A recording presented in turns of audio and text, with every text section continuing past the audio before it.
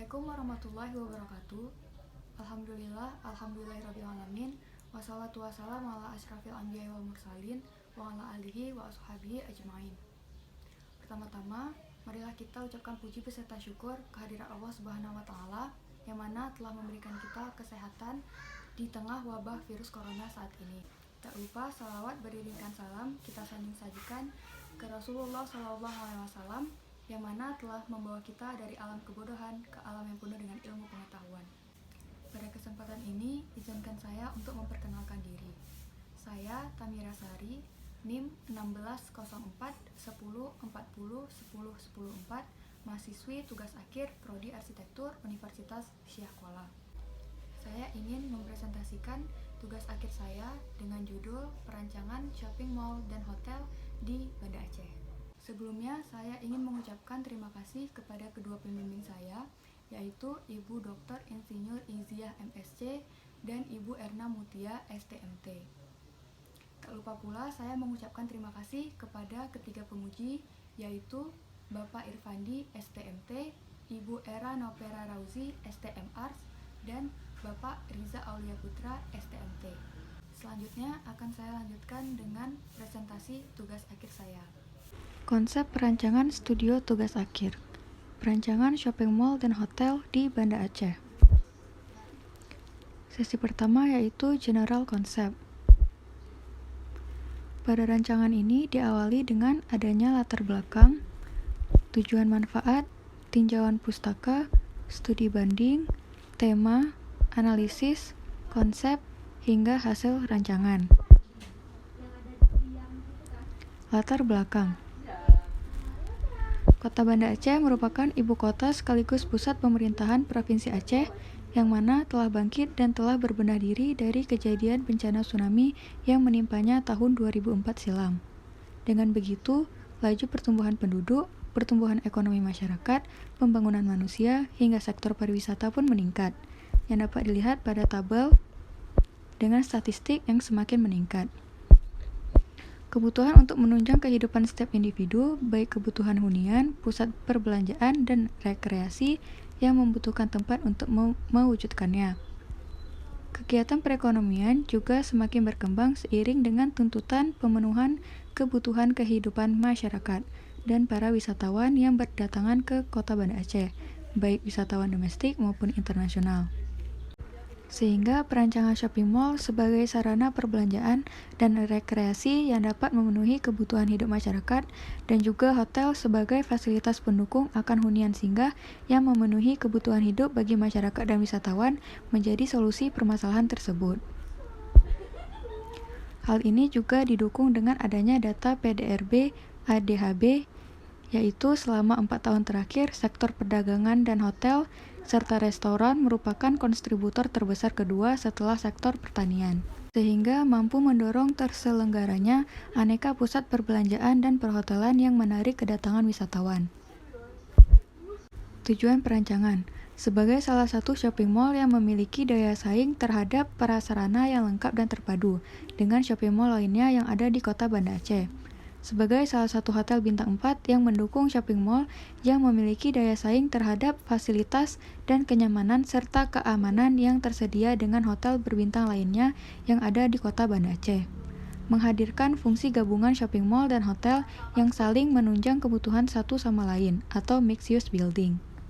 Mengoptimalkan fungsi antar ruang yang efektif, efisien, dan mampu berkolaborasi terhadap lingkungan dan pengguna dengan baik, serta berkontribusi positif bagi perkembangan arsitektur sekitar.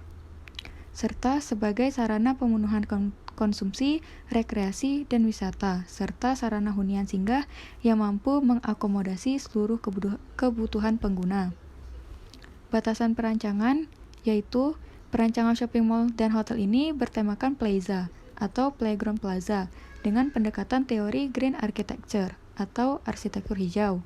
Perancangan shopping mall dan hotel memenuhi persyaratan dengan mempertimbangkan penataan masa bangunan, orientasi bangunan, kesesuaian tapak dan tata ruang, dan juga hubungan ruang dengan aktivitas yang kompleks.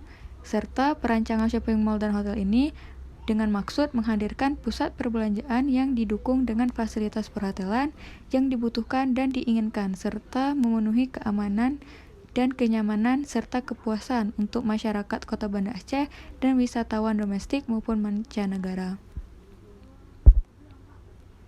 Identifikasi masalah, yaitu belum adanya pusat perbelanjaan yang memenuhi segala kebutuhan pengguna dalam satu prasarana yang lengkap dan terpadu.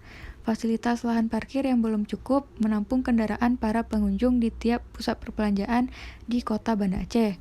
Belum ada hotel yang mendukung shopping mall untuk memenuhi kebutuhan wisatawan ke Kota Banda Aceh, serta fasilitas kios dan tenan pada pusat perbelanjaan di Kota Banda Aceh masih kurang. Berikut merupakan studi literatur shopping mall dan hotel, serta mixed-use building. Bangunan ini memakai tipologi bangunan mixed-use tower, yaitu memiliki struktur tunggal dari segi massa atau ketinggian bangunan, dengan fungsi-fungsi yang ditempatkan pada lapisan-lapisan tersebut. Selanjutnya, konsep of design theme.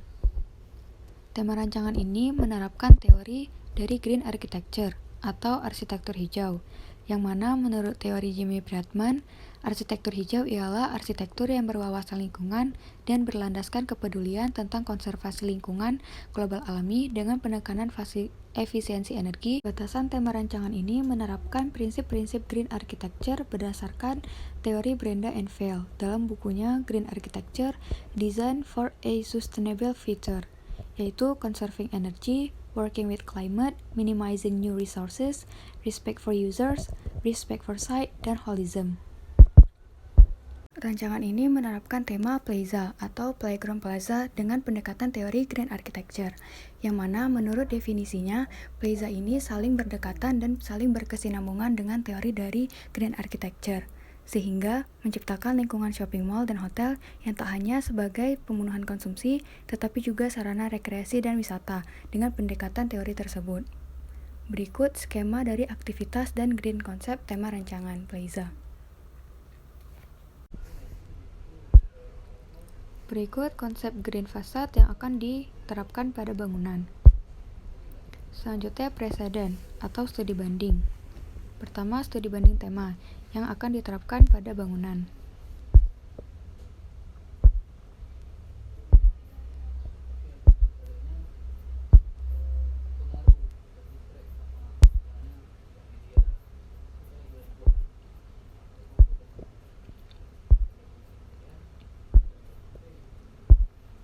Selanjutnya, preseden atau studi banding objek sejenis yang sesuai dengan fungsi shopping mall dan hotel.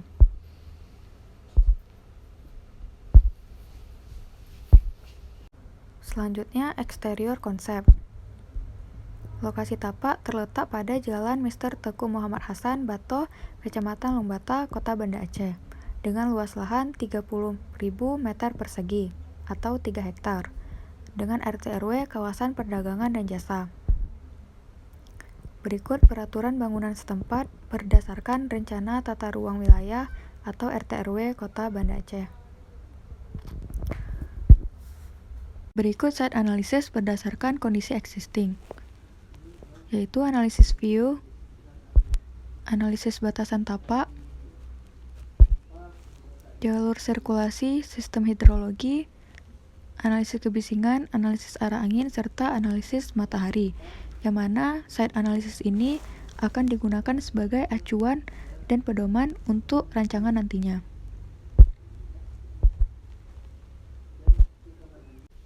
Berikut analisis aktivitas ruang berdasarkan jenis aktivitas pengguna, yang mana terbagi menjadi jenis aktivitas, jenis pengguna, jumlah pengguna, durasi pengguna, aliran sirkulasi pengguna, serta sifat ruang. Sehingga dari jenis aktivitas pengguna tersebut terbentuknya kebutuhan ruang. Sifat ruang terbagi menjadi publik, semi-privat, dan privat. Berikut besaran ruang yang dihasilkan dari rancangan shopping mall dan hotel.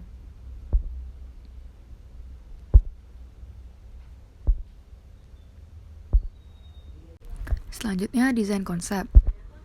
Eksplorasi bentuk. Gubahan massa bangunan berasal dari bentuk geometris berupa persegi. Kombinasi blok-blok persegi tersebut yang dieksplorasi berdasarkan analisis site. Berdasarkan prinsip Grand Architecture, respect for site, bentuk massa disesuaikan dengan bentuk site atau support site yang berupa persegi panjang sehingga memberikan fleksibilitas dan efisiensi ruang yang baik. Pertimbangan penentuan gubahan massa bangunan yaitu bentuk geometris yaitu persegi panjang, bangunan terdiri atas satu massa, menyesuaikan dengan bentuk tapak atau support site, ditransformasikan dengan mempertimbangkan hasil analisis, disesuaikan dengan keadaan iklim tropis, dan ditata dengan beraturan di setiap lantainya. Berikut zoning analisis berdasarkan bubble diagram, yaitu ide peletakan ruang-ruang berdasarkan sifat ruangnya, yang dibedakan menjadi zona publik, semi-privat, dan privat.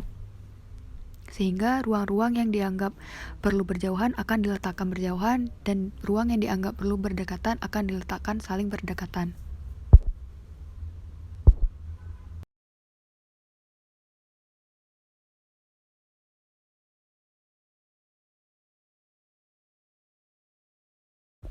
Selanjutnya, structure concept.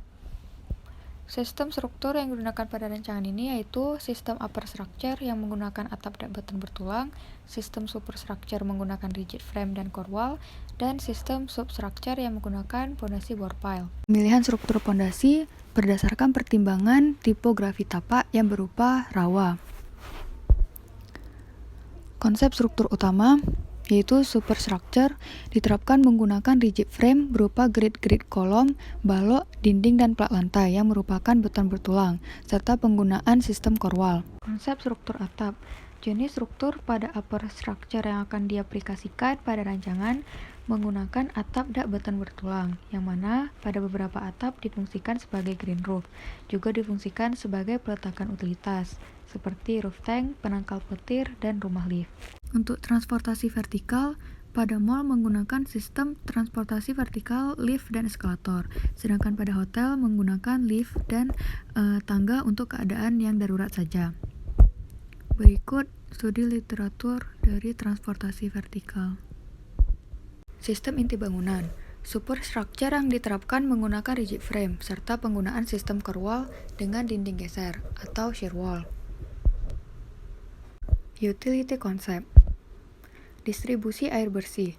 Sistem yang diterapkan pada bangunan ini adalah sistem tangki atap dan ground tank dengan sumber air yang berasal dari PDAM, air daur ulang, dan sumur.